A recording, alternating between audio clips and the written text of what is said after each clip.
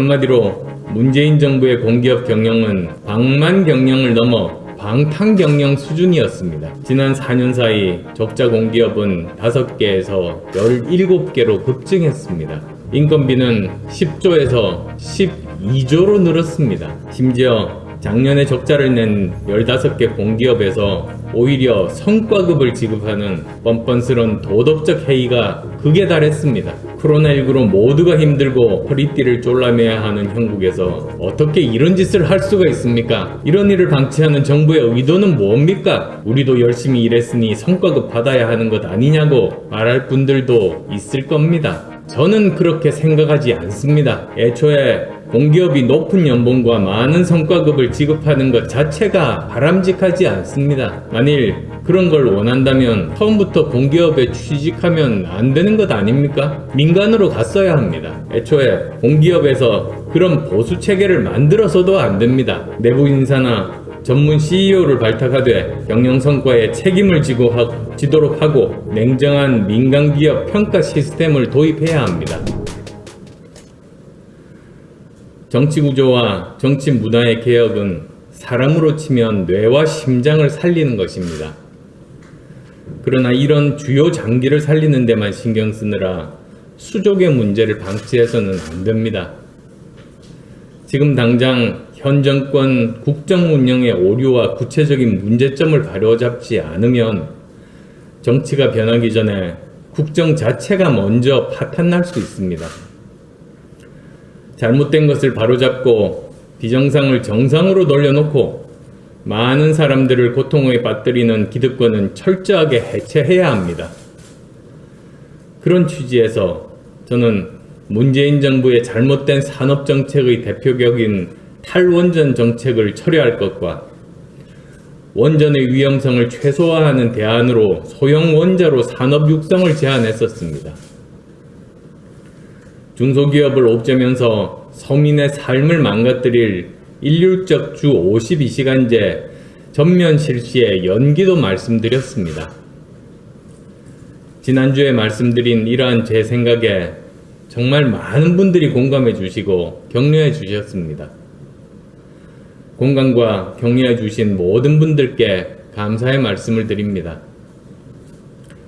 오늘은 여기에 덧붙여 공기업 개혁 문제를 말씀드리고자 합니다. 공기업 설립 목적은 국민에게 필요하지만 민간기업이 할 수 없는 일을 하는 겁니다. 공공적인 역할이지만 수지타산이 맞지 않는 일을 하는 겁니다. 따라서 시장형 공기업은 형용모순입니다. 존재할 이유가 없습니다. 돈이 되고 효율성이 중요한 사업은 민간이 더 빠르고 효율적으로 하기 때문입니다. 또한 공기업 경영에 문제가 생기면 국민의 혈세로 해결하기 때문에 인력 구조와 급여 구조 역시 매우 보수적으로 운영하는 것이 당연한 원칙입니다. 민간기업은 기업 및 직접적인 이해관계자들을 위해 존재하고 운영되는 것이지만 공기업은 스스로가 아닌 국가와 국민을 위해 존재하는 것이기 때문입니다. 하지만 지난 몇십 년 동안 우리나라 공기업들은 반대로 갔습니다. 특히 문재인 정부 4년 동안 공기업 경영은 국민을 위해서가 아니라 공기업과 공기업 구성원을 위한 경영이었습니다. 한마디로 문재인 정부의 공기업 경영은 방만 경영을 넘어 방탕 경영 수준이었습니다. 지난 4년 사이 적자 공기업은 5개에서 17개로 급증했습니다. 인건비는 10조에서 12조로 늘었습니다. 이 정권의 정략적인 막무가내 공공인력 증원 방침에 따라 불필요한 수준까지 채용을 늘리고 무분별한 대규모 정규직화를 추진한 결과입니다. 심지어 작년에 적자를 낸 15개 공기업에서 오히려 성과급을 지급하는 뻔뻔스런 도덕적 해이가 극에 달했습니다. 코로나19로 모두가 힘들고 허리띠를 졸라매야 하는 형국에서 어떻게 이런 짓을 할 수가 있습니까? 이런 일을 방치하는 정부의 의도는 뭡니까? 어차피 이익을 내려고 하는 기업 활동이 아니지 않느냐? 그러면 공기업 성과평가는 어떻게 하냐?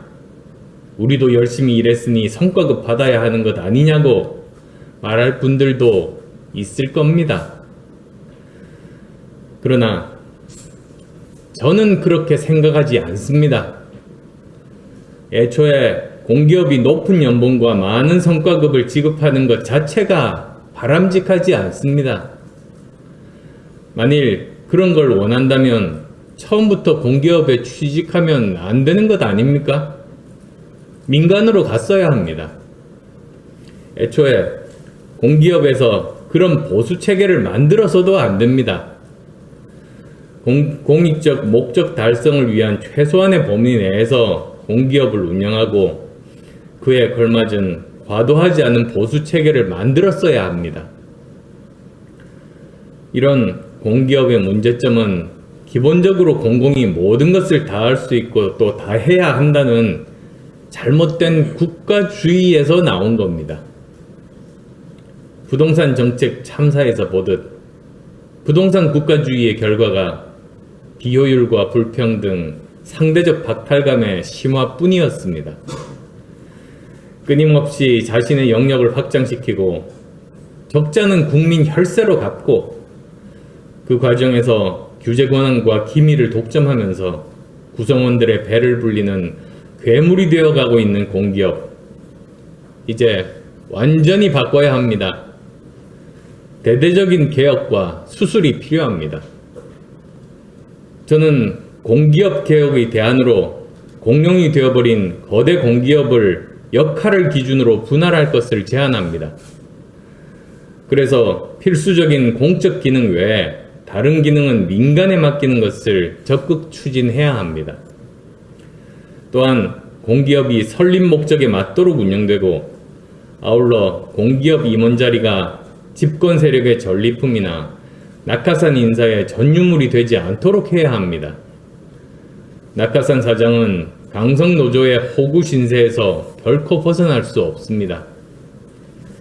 내부 인사나 전문 CEO를 발탁하되 경영 성과에 책임을 지도록 하고 냉정한 민간기업 평가 시스템을 도입해야 합니다. 더 이상 공기업을 국민 세금이나 퍼먹는 하마로 키우지 말아야 합니다. 내가 아니면 못한다. 공공이 아니면 할 수 없다는 독선과 아집을 버리고 시장과 국민의 힘을 믿고 내려놓아야 합니다. 수백만의 우수한 청년들이 경제를 살리고 미래를 준비하는 일 대신 공기업 정규직 하나 바라보고 청춘을 낭비할 수밖에 없는 사회 풍토와 구조를 바꿔야 합니다.